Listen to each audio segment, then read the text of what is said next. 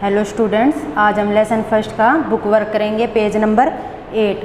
आज हमारा second question है, रिक्त स्थानों की पूर्ति कीजिए। रिक्त स्थानों की पूर्ति कीजिए। ये आपको बुक के अंदर करना है मेरे साथ साथ।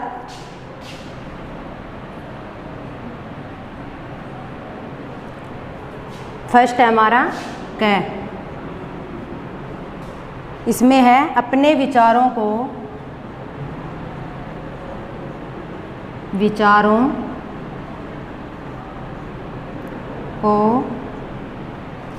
लिख कर प्रकट करना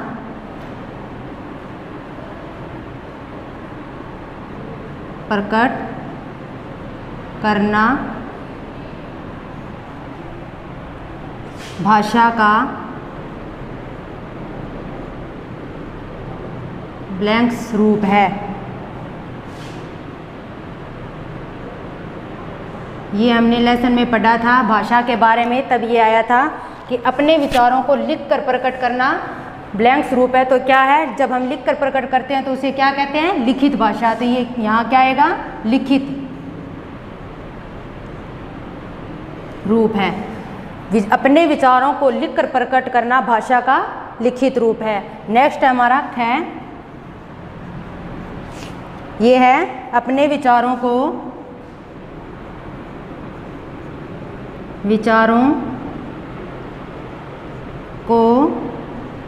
बोलकर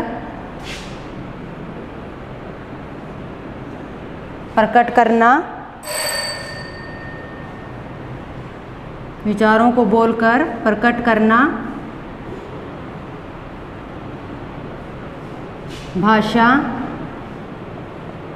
का ब्लैंक रूप है। अब मैं आपको बोलकर अपने विचार प्रकट कर रही हूँ, तो ये क्या है, मौखिक। यहाँ क्या आएगा,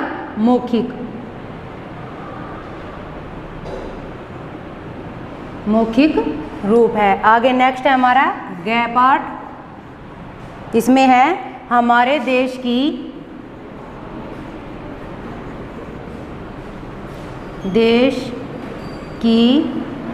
राजभाषा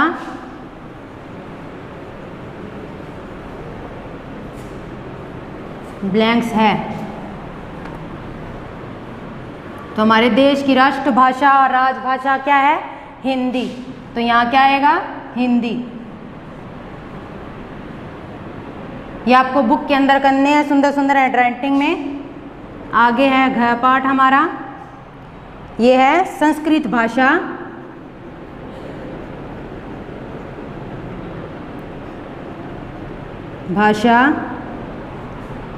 ब्लैंक्स लिपि में लिखी जाती है।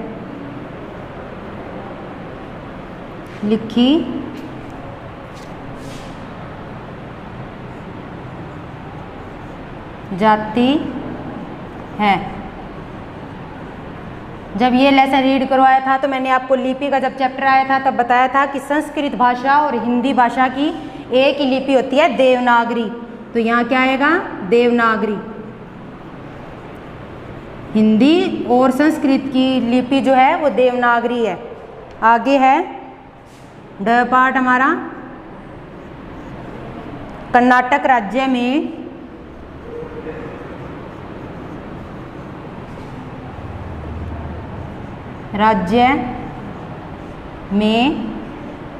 ब्लैंक्स भाषा बोली जाती है।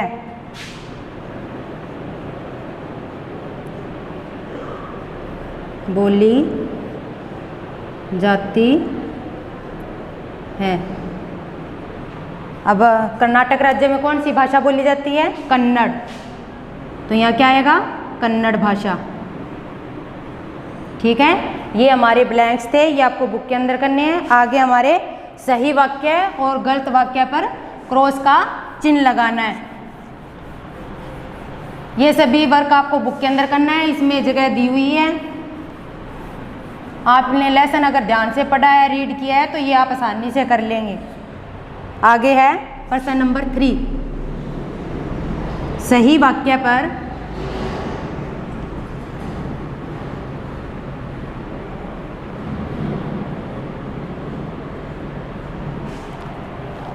तथा गलत वाक्य पर क्रॉस का चिन्ह लगाइए।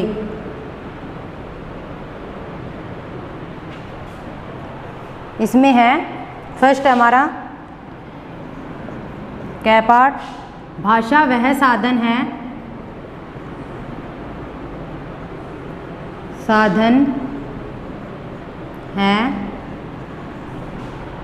जिसके द्वारा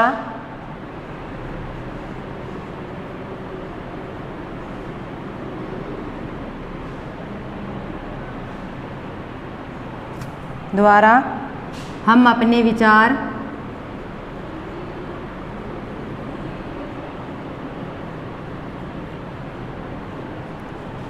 प्रकट करते हैं।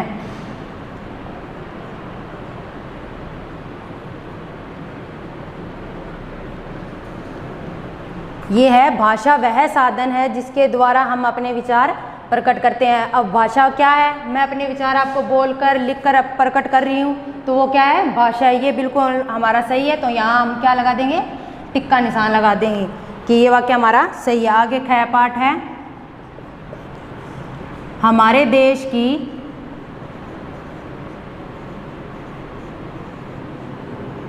की राष्ट्रभाषा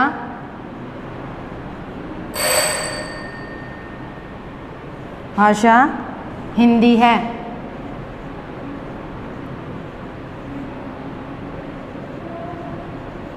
ये ब्लैंक्स में भी आया था, तो ये आप सभी को पता ही है कि हमारे देश की राष्ट्रभाषा राजभाषा क्या है, हिंदी है। ये तो ये वाक्य क्या है, बिल्कुल सही है। आगे है ग पाठ, इसमें उर्दू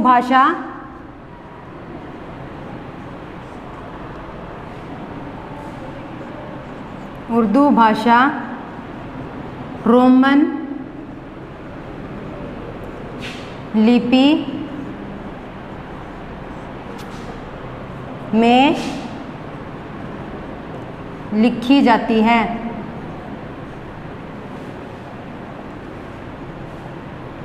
अब हमने लिपि वाला टॉपिक पढ़ा था, तो उसमें क्या था, लिपियाँ दी हुई अलग अलग भाषा की। तो उर्दू भाषा को फारसी भाषा में लिखा जाता है और रोमन भाषा को अंग्रेजी भाषा में लिखा जाता है। तो ये वाक्य गलत है, इस पर हम क्रॉस का चिन्ह लगाएंगे। ठीक है। आगे है घ पाठ, अलग अलग भाषाओं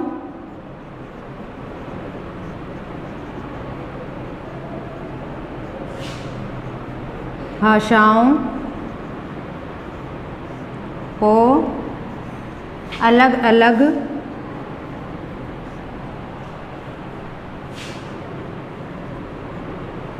लिपियों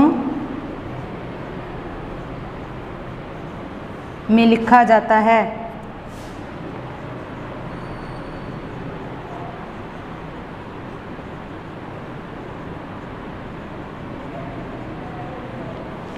अब क्या है, अलग अलग भाषाओं को अलग अलग लिपियों में लिखा जाता है। अब हिंदी और संस्कृत की भाषा जो लिपि है वो क्या है, देवनागरी है। उर्दू की क्या है, फारसी है। और अंग्रेजी भाषा की क्या है, रोमन है। और पंजाबी भाषा की क्या है, गुरुमुखी है। तो अलग अलग भाषाओं को अलग अलग लिपियों में लिखा जाता है। ये बिल्कुल सही वाक्य है हमारा, तो इस पर टिक का निशान लगा देंगे। लास्ट है हमारा ड पार्ट, इसमें कहा है कि लिपि बदल जाने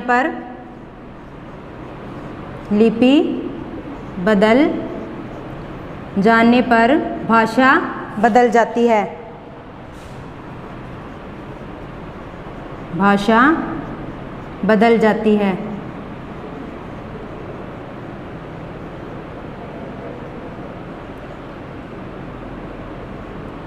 अब क्या है, लिपि अगर जिस भाषा की लिपि चेंज होगी तो उसके साथ क्या हो जाएगी, भाषा भी चेंज हो जाएगी। तो इसमें क्या लगाएंगे, ये बिल्कुल सही वाक्य है हमारा। ये हमारे आज रिक्त स्थान और सही वाक्य और गलत वाक्य पर टिक के निशान लगाने थे। ये आपको वर्क जो है बुक के अंदर करना है और बुक मुझसे चेक करवानी है। ओके।